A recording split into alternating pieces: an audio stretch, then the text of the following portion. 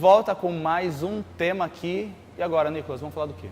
A gente fala sobre sacerdócio, pai de santo, pai de mesa, o que significa isso, né? É um chamado, é uma vocação, é um dever, como isso funciona, né? A Umbanda começa com o sacerdócio, que hoje a gente entende que é um sacerdócio, na época chamava muito pai de mesa. Na própria tenda eles entendiam que era o dirigente, que é um termo bem também espírita, é o dirigente. A mãe Zélia também falava muito, quem quer ser dirigente? Não é uma coisa que você quer, não é uma coisa que você busca, acontece. E quando acontece, você não fica feliz, ela falava, porque é muita responsabilidade, é uma coisa muito séria. E hoje, com a expansão da Umbanda, você tem, hoje a galera, pai de santo, sacerdócio, enfim, você tem uma vasta infinidade de pessoas que estão à frente do terreiro. E aí a grande pergunta é, como foi que aconteceu isso, né? É um chamado, é uma vocação. Antigamente, na época do Zélio, ele intitulava, o caboclo intitulava quem ia ser da tenda, ele que direcionava. Com o passar dos anos, o próprio médium no desenvolvimento mediúnico, já ouvi vários casos de tá lá, o caboclo vira pro pai da casa e fala, agora meu filho precisa abrir a casa dele. E o guia-chefe fala, sim. Ou seja, tem uma... E quando incorporava, aquele médico falava, meu Deus, e agora? O que eu vou fazer? Porque entendia que existia uma coisa... É muito além de livro, muito além de conhecimento. É você ter a conexão real com a espiritualidade e saber lidar com ela, com as adversidades que tem no terreiro. A gente estava conversando agora há pouco sobre tantas diversidades que, às vezes, não é só espiritualidade. Você precisa lidar com pessoas. Então, dentro desse contexto, quero trazer a história do pai Ronaldo. Espero que todo mundo conheça o pai Ronaldo Linares, que é uma história muito marcante para a religião, deveria ser escrita em livro, propagada. No meu ver, ele é o maior expoente da religião vivo. É um senhor de 80 anos de idade. Pouco mais. Ele é a única pessoa viva que conversou com o pai Ronaldo, Zélio, porque ali já era muito nova, era criança, pai Zélio, pai Antônio e o caboclo das Cruzilhadas. É a única pessoa viva, ele é a esposa dele, que conversa. Olha o valor. Estiveram de frente com tudo aquilo que a gente está falando aqui. Recebeu instruções diretas do chefe. E eu quero contar essa história pra gente, porque ela é muito marcante, ela é muito profunda. Legal. E envolve uma conectividade espiritual, de mediunidade do Zélio, mais uma vez, para variar, né? Pai Ronaldo, ele começa a sua caminhada na parte afro, né? Ele foi iniciado em Xangô, teve sua saída. E na época, ele morava no bairro do Cambuci, em São Paulo, na capital. E ele montou o Ilê e não deu certo o Ilê. Ele falou, até quebrei a cara, enfim, foi... Eu tive a oportunidade de ouvir essa história num vídeo e presencialmente no escritório dele, onde atrás tem uma foto dele e do Zélio. Talvez o momento mais emocionante ali da minha caminhada espiritual foi esse momento. Então ele fala que ele quebrou a cara, ele ficou chateado e ele se mudou para Guarulhos uma ocasião. E lá ele tinha um amigo que era um barbeiro dele e ele estava com alguns problemas. Ele falou, Ronaldo, eu preciso ir num vanteiro de Umbanda. O Ronaldo falou, nunca fui, já ouvi falar e tal. Vamos comigo? O Ronaldo falou, vamos, vai.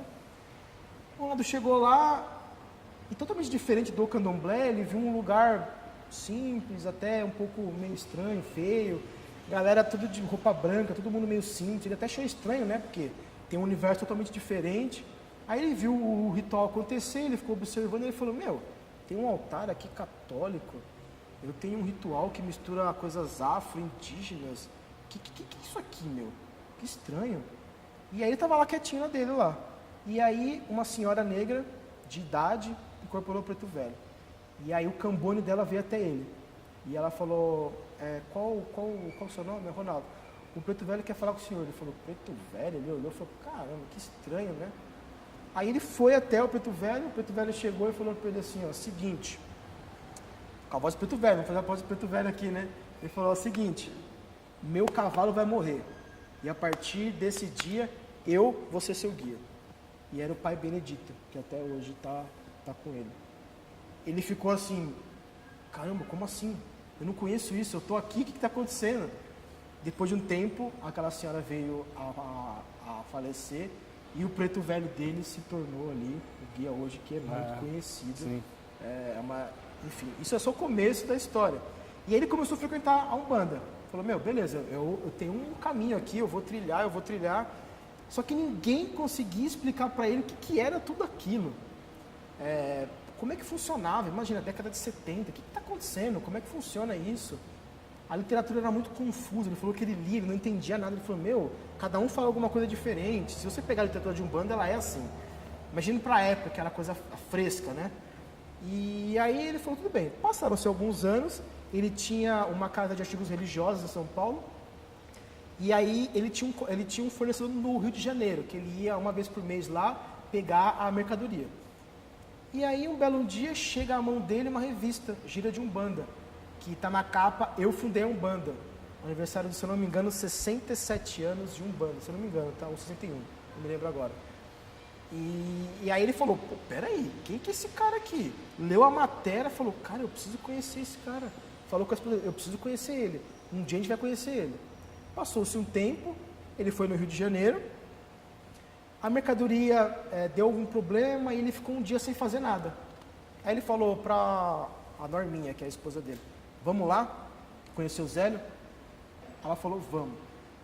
E na época, a cabana de Pai Antônio, que até hoje, que é na Boquinha da Mata, é bem longe da onde eles estavam, 2h30, 3 horas.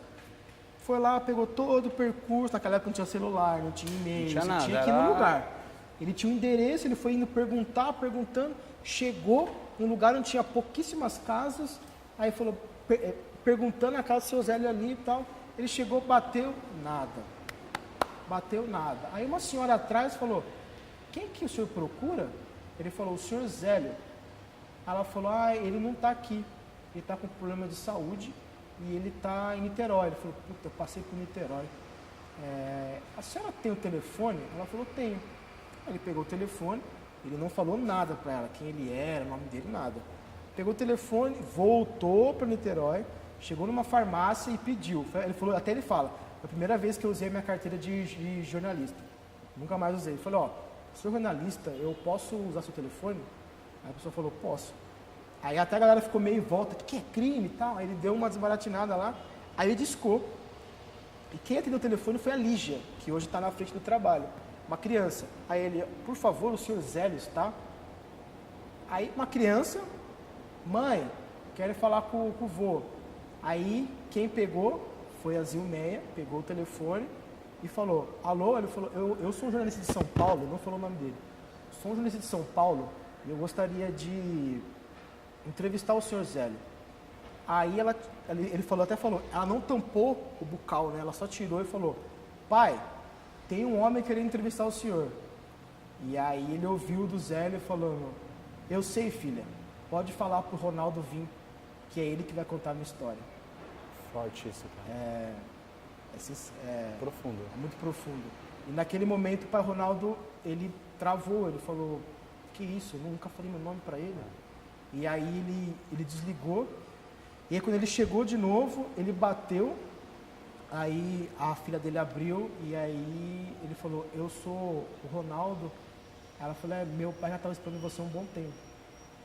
E aí ele chegou, e aí ele conversou com o Zélio, e quando ele chegou para conversar com o Zélio, o Zélio falou para ele, eu sei o que você veio buscar aqui, eu sei as suas dúvidas, eu sei que você tem, a sua dúvida é por que a gente tem um altar católico, porque o nosso ritual é assim, todas as dúvidas do pai Ronaldo, o Zélio já estava ali.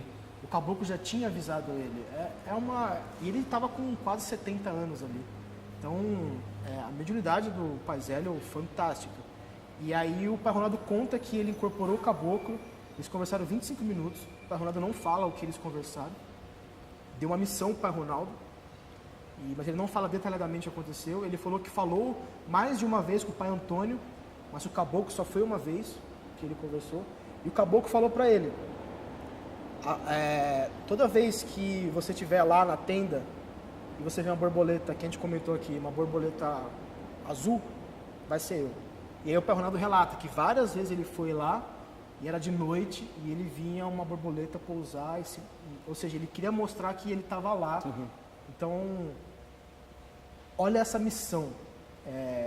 Não era um querer, não era um eu quero isso, eu acho bonito isso, não. Eu preciso fazer isso. Totalmente. É uma condução espiritual a uma missão. A gente sabe que o Pai Ronaldo é um dos ícones como o Zélio, como outros que são pessoas que abarcam milhares de pessoas. Desde das missões macros até as minis, que são os pais de santos e mães de santos que hoje conduzem terreiros pequenos de 5, 10, 15, 100 pessoas, tem essa missão. Mas todo médium deveria se perguntar isso, né? Que acredita que tem essa missão, ou como essa missão foi transmitida para ele, de abrir uma casa. Realmente é algo que eu quero, ou é algo que realmente a espiritualidade me destinou para tocar a vida de pessoas e mudar a vida de pessoas? Então eu sou movido por um desejo pessoal ou por um impulso do alto ou externo? Essa é uma pergunta que todo mundo que vai abrir uma casa talvez tenha aqui. Porque às vezes não, quase sempre, o médium ele já é um médium maduro, ele é um médium que já tem um contato com a espiritualidade ok, trabalha bem, é um médium fantástico, tem conhecimento, mas ele necessariamente não tem a missão. E isso é normal. Sim. O ter a missão, isso é importante na Umbanda. Diferente da questão católica, eu tenho uma vocação e eu quero ser padre. Eles também falam que existe um chamado, Cristo os chama para exercer. E esse chamado ele precisa ser entendido, não em forma de conhecimento, não em forma de curso, é em forma de espiritualidade. O contato real é uma coisa muito séria, se ter mediunidade. Hoje, como a gente fala muito, até um pouco banalizou mediunidade, né? A galera fala, tranquilo, mas é uma coisa muito séria que envolve responsabilidades. Você está cuidando de vidas, tratando de vidas. E isso precisa ser entendido como não uma coisa que tenha que ter medo, mas tem que saber o real responsabilidade que aquilo tem nas nossas vidas.